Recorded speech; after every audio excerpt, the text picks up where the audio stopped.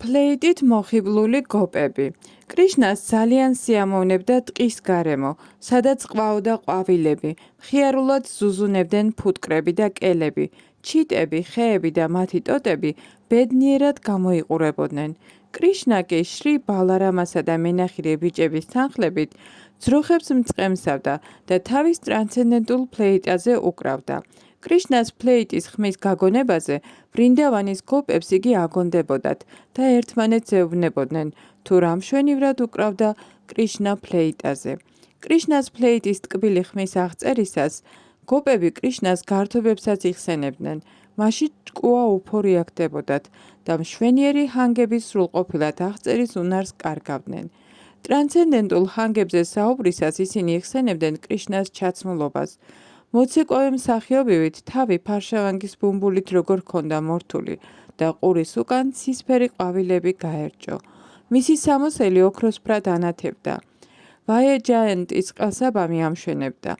ასე მომხიბლად გამოწყობილი კრიშნა თავისი ფლეიტის ნასვრეტებს ბაგეთაგან გამოდენილ ნექტარით ავსებდა. გოპები იხსენებდნენ კრიშნას შემავალს ვრინდავანის ტყეში, რომელიც მუდამ განდიდებულია კრიშნასა და მისი თანამგზავრების ნაფეხურებით. კრიშნა მეტად დახელოვნებული იყო ფლეიტაზე დაკვრაში. გოპებს ატყუებდა მისი ხმები, რომელიც არა მარტო მათ, არამედ ყველა ცოცხალ არსებას ხიბლავდა. ერთ-ერთმა გოპიმ უთხრა თავის მეგობრებს, თვალების უმაღლესი სრულქმნა იმის ხილვაა, როგორ შედიან ტყეში კრიშნა და ბალარამა, როგორ უკრავენ ფლეიტაზე და მწყემსავენ ძროხებს მეგობრებთან ერთად.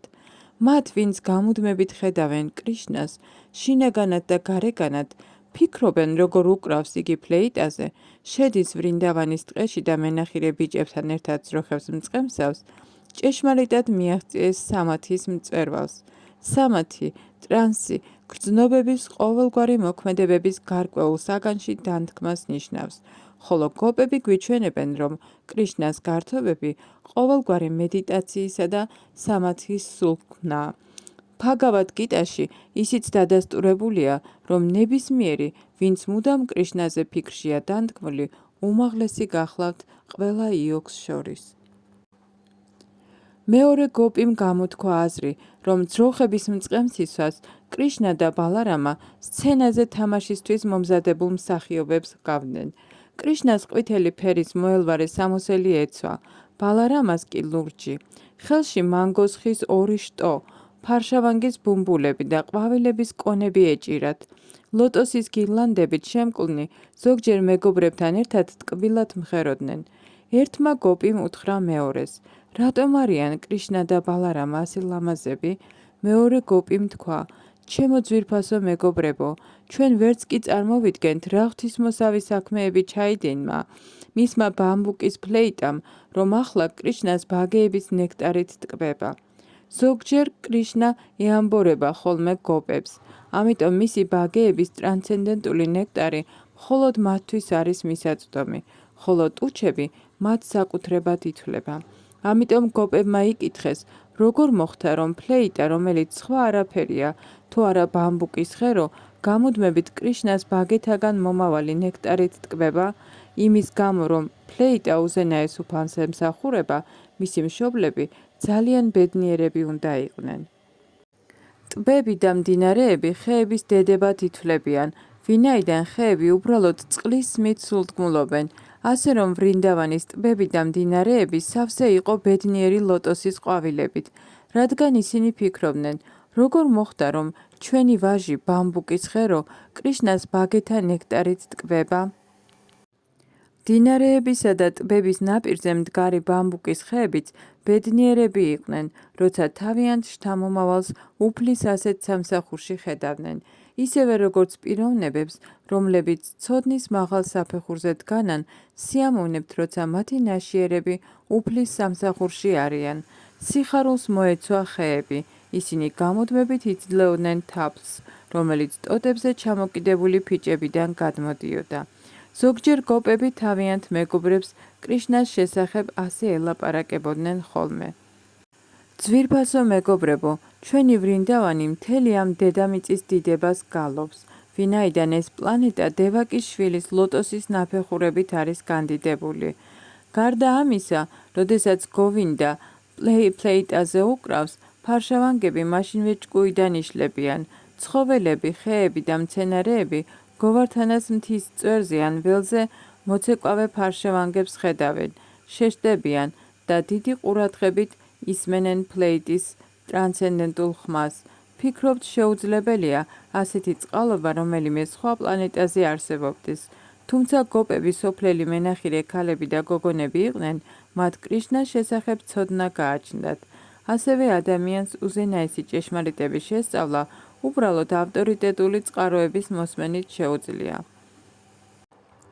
მეორე გოპიმ თქვა: ჩემო ძვირფასო მეგობრებო, ერთი შეხედეთ ირმებს, თუმცა უტყვი ცხოველები არიან, მაინც მიუახლოვდნენ ნანდა მაჰარაჯას ვაჟს, კრიშნას.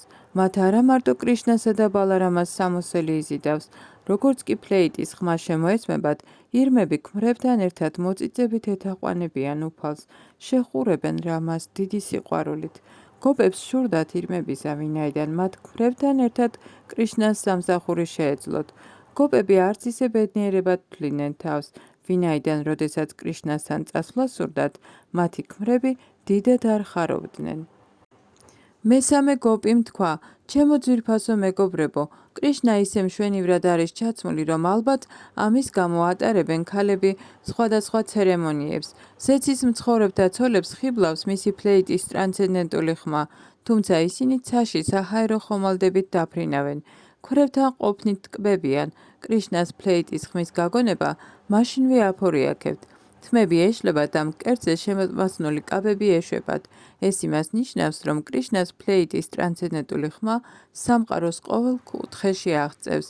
ამასთანავე მნიშვნელოვანია ისიც, რომ გოპებმა ცაში მფრინავი საჰაერო ხომალდების შესახებ იცოდნენ. მეოთხე გოპიმ უთხრა მეგობრებს: ჩემო ძვირფასო მეგობრებო, ძროხებსაც უმალვე აჯადოებს კრიშნას პლეიტის ხმა, რომელიც მათთვის ნექტარის ჩამოხვენთას გავს და პლეიტის ნექტარის დასაჭერად ისინი უმალვე გრძელ ყურებს ცქვეტენ. რაც შეეხება ხბოებს, მათ ძუძუ პირში უდევთ, მაგრამ რძეს ვერ სწოვენ, ერთგულებით ქვავდებიან და თვალებიდან ცრემლები ჩამოსდით. ცხადად წარმოიდგენენ რა თუ როგორ იკრავენ კრიშნას გულში. ეს შემთხვევები გვიჩვენებს, რომ ვრინდავანში თვით ძროხებმაც და ხბოებმაც იცოდნენ კრიშნასთვის ტირილი და მისი გულში ჩაკვრა. მართლაც კრიშნას ცნობიერებაში სიყვარულის უმაღლესი გამოხატულება ცრემლებია. ახალგაზრდა გოპიმ უთხრა დედამისს: ჩემო ძვირფასო დედა, ჩიტები, რომლებიც უყურებენ, როგორ უკრავს თავის ფლეიტაზე კრიშნა, სმენად ქცეულნის ხედან მრავალი ხის ტოტებსა და შტოებზე. მათი გარეგნობა იმაზე მეტყველებს, რომ ყველაფერი დავიწყებიათ და მხოლოდ კრიშნას ფლეიტის ხმა ესმით. ეს იმას ამტკიცებს, რომ ისინი ჩვეულებრივი ჩიტები კი არა, დიადი ბრძენები და ერთგულები არიან, რომლებიც კრიშნას ფლეიტის მოსასმენად ჩიტებად მოევლინენ ვრინდავანის ტყეში. დიად ბრძენებსა და სწავლულებს აინტერესებს ვედური ცოდნა. ვედური ცოდნის არსი კი ბჰაგავად გიტაშია მოცემული. მხოლოდ ვედური ცოდნის გზით შეიძლება კრიშნას შეცნობა. ამ ჩიტების საქციელმა ნათელყო, რომ ისინი ვედურ ცოდნაში დიდად განსწავლულნი იყვნენ. მათ ყური მიუგდეს კრიშნას ტრანსცენდენტულ ხმას და ვედური ცოდნის ყველა სხვა შტო უარყვეს. თვით მდინარე იამუნამ, რომელსაც კრიშნას ლოტოსის ტერფების გულში ჩაკვრა მოესურვა, მისი პლეიტის ტრანსცენდენტული ხმის გაგონებაზე დააშოშმინა თავისი გაშმაგებული ტალღები და ხელებში მშვენიერი ლოტოსის ყვავილებით მოედინებოდა, რათა ღრმა გრძნობით მიერთმია ყვავილები მუკუნდასათვის. ზოგჯერ შემოდგომის მზის მწველი სიცხე აუტანელი იყო, ამიტომ ცაზე ღრუბლები თანაგრძნობით გამოჩნდებოდნენ ხოლმე კრიშნას, ბალარამასა და მათი მეგობრების თავზე, როცა ისინი ფლეიტაზე უკრავდნენ. ღრუბლები კრიშნასთან მეგობრობის დასამყარებლად ქოლგებად ეკვრებოდნენ ერთმანეთს და სიცხისგან იცავდნენ მათ. იქაური თავნება გოგონებიც ბოლომდე კმაყოფილნი იყვნენ, როდესაც სახესა და მკერდს ვრინდავანის მტვრით ისვრიდნენ, რომელსაც კრიშნას ლოტოსის ტერფების შეხებით მოწითალო ფერი დასტებია. ადგილობრივ გოგონებს სავსე მკერდი ჰქონდათ, ამავე დროს მეტად ვნებიანი იყვნენ, მაგრამ საყვარლების მკერდზე შეხებით არც თუ ისე დიდად კმაყოფილებას განიცდიდნენ. შუა ტყეში შესვლისას დაინახეს, რომ სიარულის დროს კრიშნას ლოტოსის ტერფებიდან გადმოფრქვეულ კუნკუმას ფხვნილს ვრინდავანის ფოთლები და ხვიარები ალაგ-ალაგ გაეტითლებინა. გოპები მის ლოტოსის ტერფებს მკერდზე იკრავდნენ, რომელთაც ასევე კუნკუმას ფხვნილი ეცხო, მაგრამ როდესაც კრიშნა ბალარამასთან და მეგობარ ბიჭებთან ერთად ვრინდავანში დადიოდა, მოწითალო ფხვნილი ვრინდავანის ტყის მიწაზე იფრქვეოდა, ასე რომ როდესაც ადგილობრივი ვნებიანი გოგონები კრიშნას უყურებდნენ, რომელიც ფლეიტაზე უკრავდა, მიწაზე მოწითალო კუნკუმას ხედავდნენ, მას მაშინვე იხებდნენ და სახეზე და მკერდზე იცავდნენ, ამით გოპები სრულ კმაყოფილებას განიცდიდნენ, თუმცა მკერდზე საყვარლების შეხება არ აკმაყოფილებდათ.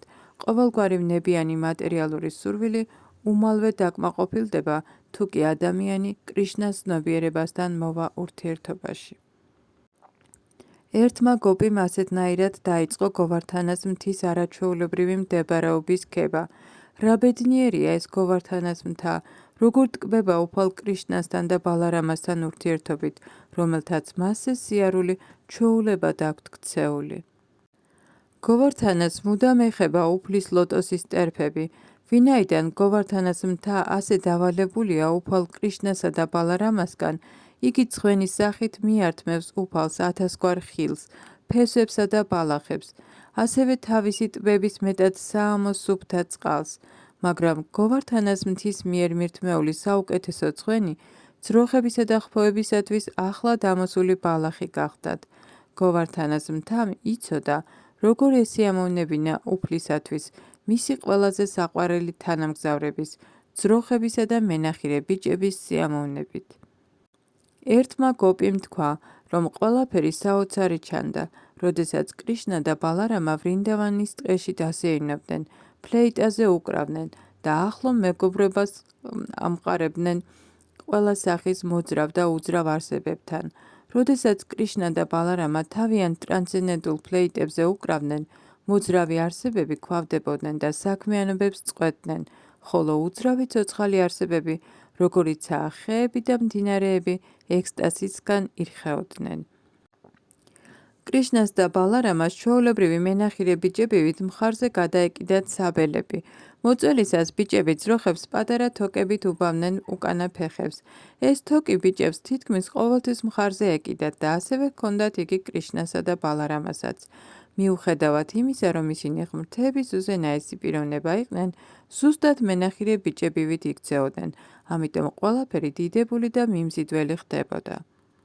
ვიდრე კრიშნა ვრინდავანის ტყეში ან გოვართანას მთაზე ძროხებს მწყემსავდა, სოფელში გოპები მუდამ მასზე ფიქრში იყვნენ დანთქმული და მის სხვადასხვა გართობებზე საუბრობდნენ. ეს არის კრიშნას ცნობიერების სრულყოფილი მაგალითი. ასე თუ ისე, მუდამ კრიშნაზე ფიქრით იყო მოცული. ამის აშკარა მაგალითს გოპების საქციელი წარმოადგენს.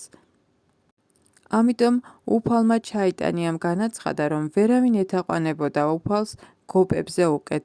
გოპები არ იყვნენ მაღალი წრის ბრაჰმანების ან ქშატრიების ოჯახებიდან, ისინი ვაიშეების, არა მდიდარ ვაჭართა, არამედ უბრალო მენახილეთა ოჯახებში იშნენ. ისინი არ ყოფილან დიდად განათლებულნი, თუმცა ყოველგვარ ცოდნას ისმენენ ბრაჰმანების, ვედური სიბრძნის ავტორიტეტებისგან.